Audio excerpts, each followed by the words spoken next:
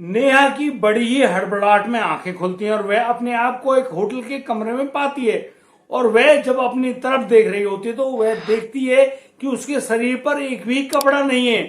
वह चादर में लिपटी हुई पड़ी है। वह इस हालत को देखकर बहुत ज्यादा डर जाती है और वह अचानक से रोने लग जाती है और वहीं पर शोर मचाने लगती है। दोस्तों, उसके शोर को सुनकर उस होटल का स्टाफ वहां पर पहुंच जाता है और होटल के स्टाफ आने पर उस कमरे के दरवाजे को खोला जाता है। तो नेहा अपने आप को छुपाते हुए उस चादर में कहती है कि आप लोग कौन हैं, कैसे आए हैं, मेरे कमरे में आपको घुसने की इजाजत किसने दी? मेरे पास मेरे तन पर एक भी कपड़ा नहीं है, इसलिए मैं आप लोगों के सामने हाथ जोड़ती हूँ और आप लोग कमरे से बाहर चले जाइए। दोस्तों, उस महिला की बात सुनकर होटल का स्टाफ अब वापस लौट जाता है और कमरे को बाहर से बंद कर दिया जाता है। दोस्तों, अब नेहा अपने कपड़े पहनकर बस रो रही है, परेशान हो रही है और वह सोच रही है कि उसको इस होटल के कमरे में लाया तो लाया कौन। नमस्कार, आदाब, सत श्री अकाल दोस्तों, मैं भीषम प्रकाश स्वागत करता हूं आपका हमारे यूट्यूब चैनल किस्से क्राइम। और दोस्तों, पूरी घटना की जानकारी के लिए बने रहिए हमारे साथ वीडियो में अंत तक। और दोस्तों, यदि पहली बार आप चैनल पर आए तो हमें सब्सक्राइब करें, नोटिफिकेशन के बेल को अवश्य दबाएं। दोस्तों, बेहद ही हैरान कर देने वाला मामला सामने आया है हरियाणा के प्रसिद्ध शहर गुरुग्राम से। गुरुग्राम का एक होटल होता है पैराडाइज। होटल पैराडाइज में नेहा अपनी इस बुरी स्थिति पर बहुत बुरी तरह से रो रही है, परेशान है कि आखिर वह इस होटल में आई तो आई कैसे। जैसे तैसे अपने आप को संभालते हुए वह चलने की कोशिश कर रही होती है तो उसका शरीर बहुत बुरी तरीके से टूट रहा होता है, उसमें बहुत ज्यादा दर्द हो रहा होता है और वह परेशान है कि आखिर उसके साथ हुआ क्या है। वह जैसे तैसे नीचे रिसेप्शन में पहुंचती है और अपने पति के नंबर पर फोन मिलवाती है और उनसे फोन करके कहती है कि अमित, आप कहां पर हो? मैं इस समय इस होटल के रिसेप्शन पे खड़ी हूं, मुझे पता नहीं कि मुझे लाने वाला कौन है और मैं यहाँ पर आई हूं तो कैसे आई हूं। तुम जल्दी से यहाँ आ जाओ वरना मेरा यहीं पर दम निकल जाएगा। अब अमित उससे कहता है कि मैं आ रहा हूं और ऐसा कहकर वह फोन काट देता है। और दोस्तों, करीब 20 मिनट के बाद अमित उस होटल के अंदर दाखिल होता है और वह अपनी पत्नी नेहा को संभालते हुए अपनी गाड़ी में बिठाता है और बिठाकर अपने घर ले जाता है। घर ले जाकर अब यहाँ पर नेहा अपने पति अमित से पूछ रही होती है कि अमित, आखिर क्या कहानी है, मैं किस वजह से उस होटल में पहुंच गई? तुमने तो मुझे कुछ नहीं बताया। कल रात जब हम लोग तुम्हारे दोस्त की दी गई पार्टी में गए हुए थे तो मैं उस पार्टी से इस होटल में आई कैसे? तो यहाँ अमित चुप होता है, वह कुछ भी नहीं बोल पा रहा होता है।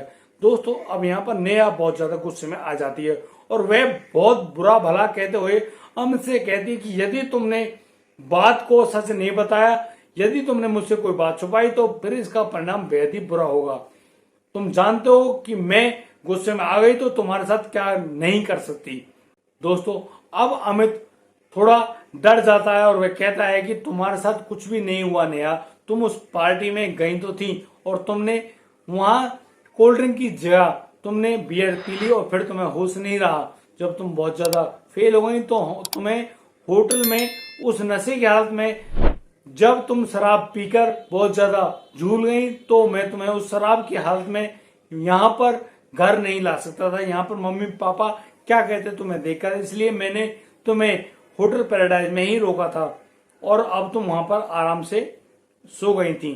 दोस्तों, अब इस बात को सुनकर नेहा अपने पति की तरफ काफी हैरानी से देखती है और कहती है कि तुम सच बोलो कि आखिर मेरे साथ हुआ क्या है और तुमने क्या करने की इस कंडीशन को खोजा है। आखिर तुम मेरे साथ क्या करना और करवाना चाहते हो?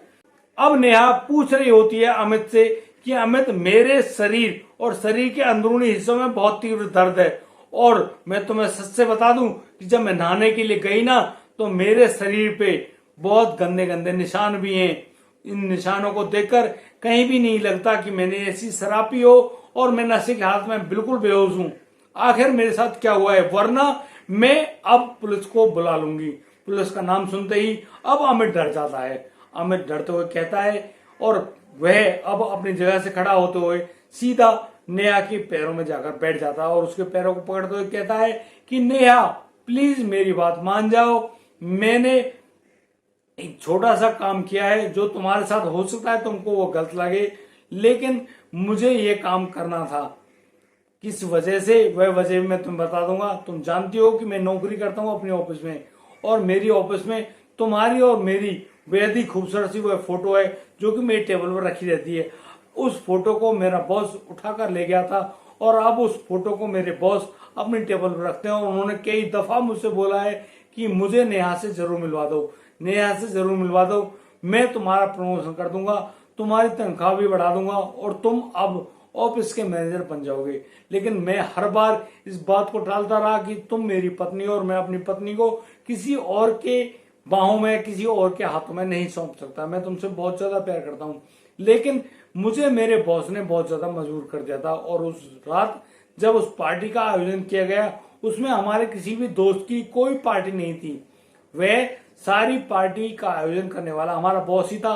हमारे बॉस ने उस पार्टी का आयोजन किया और हम सबको बुलाया भी, और हम सबको बुलाने पर वहां पर उन कोल्ड ड्रिंक्स के अंदर कुछ नशीला पदार्थ मिला रखा था। जो कोल्ड ड्रिंक आपको दी गई थी उसमें वह उस नशीले पदार्थ की मात्रा कुछ अधिक थी, और जैसे ही तुमने उस कोल्ड ड्रिंक को पिया, उस कोल्ड ड्रिंक को पीने के बाद तुमको वहीं मूर्छा आ गई। दोस्तों, यहाँ पर अमित कहता है कि उसमें से एक गिलास कोल्ड ड्रिंक मुझे भी दिखा और मैं भी बेहोश होकर वहीं पे गिर पड़ा। अब दोस्तों, इस बात को अमित झूठ बोल रहा था। अब अमित कहता है कि बॉस अब आते हैं तुम्हारे पास, और नेहा तुम्हें अपनी बाहों में भरते हुए अपनी गाड़ी में बिठाकर होटल पैराडाइज में जाते हैं, और होटल पैराडाइज में तुम्हारे साथ पूरी रात रंगरलियां मनाते हैं। यहाँ पर बॉस ने यह भी बताया कि तुम्हें पूरी रात होश नहीं आया, लेकिन उनको तुम्हारे साथ रात गुजारने में बेहद मजा आया। यह क्यों हुआ, किस लिए हुआ, इसके बारे में तो पूरी जानकारी नहीं है, लेकिन अब मेरा प्रमोशन पक्का है और मेरी तनख्वाह बढ़ा भी दी जाएगी।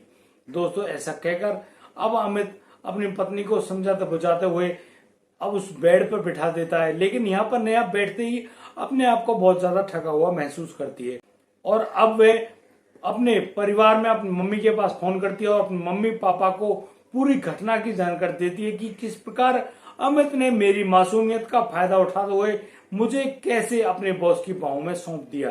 दोस्तों, इतने में ही उसके माता पिता भी कार लेते हुए सीधा पहुंच जाते हैं अमित के घर पर, और अपनी बेटी को गाड़ी में बिठाते हुए सीधे पुलिस थाने की तरफ का रुख कर लेते हैं, और पुलिस थाने जाकर अमित के खिलाफ संगीन धाराओं में केस दर्ज कराकर अमित के पास पुलिस को भेजते हैं, और उस केस में अमित और अमित के जो बॉस और उसके जो सहकर्मी हैं उन सभी को नामजद करके एक मुकदमा दर्ज कराया जाता है। दोस्तों, अब यहाँ पर पुलिस अमित और अमित के बॉस और उसके सहकर्मियों को गिरफ्तार करते हुए पुलिस थाने लाती है, और अब पुलिस अमित और अमित के बॉस से पूछ रही होती है कि तुम लोगों ने ये वाइप एक्सचेंज, वाइप स्वैपिंग आखिर तुम करना क्या चाहते हो यार? तुम्हारे अंदर इंसानियत नाम की कोई वस्तु नहीं है क्या? तुम्हें नहीं लगता कि तुम्हारे अंदर का जो इंसान है, जो सच्चा इंसान है, वह मर गया है? तुम वैसी दरिंदे, और तुम्हें बलात्कार करने के जुर्म में जेल के अंदर मैं बंद करता हूं, और मैं कोर्ट से अपील करता हूं कि तुमको कड़ी से कड़ी सख्त सजा दी जाए। दोस्तों, बुरे काम को बुरा नतीजा। आपने चंद पैसे बढ़ जाने के कारण, कुछ प्रमोशन पाने के कारण आपने अपनी पत्नी को ही बेच दिया, अपने बॉस की बाहों में ही सुला दिया। ये बेहद ही और बुरा शर्मनाक कदम है। दोस्तों, हम ऐसे हर प्रकार के कर्म की बर्दाश्त न करते हैं जी भर के, और आपको सूचना देते हैं, समझाते हैं कि आप इस प्रकार का कोई भी काम ना करें। आजकल इस प्रकार का वाइप एक्सचेंज, वाइप स्वैपिंग जैसे कार्य को बहुत ज्यादा और बुरी कंडीशन में किया जा रहा है शहरों में। अक्सर लोग अपनी अपनी पत्नियों की अदला बदली करने के बाद एक दूसरे की पत्नी के साथ रंगरलियां मनाते हैं, जो कि बेहद ही शर्मनाक है। दोस्तों, हमें लाइक करें, कमेंट करें, शेयर करें और सब्सक्राइब करना बिल्कुल ना भूलें। दोस्तों, मुझे दीजिए इजाजत, मिलता हूं कल, लाता हूं नया सनसनीखेज मामला। तब तक के लिए आप बढ़िया रहें, बेहतरीन रहें, अपने परिवार का बखूबी ख्याल रखते रहें। जय हिंद, जय भारत।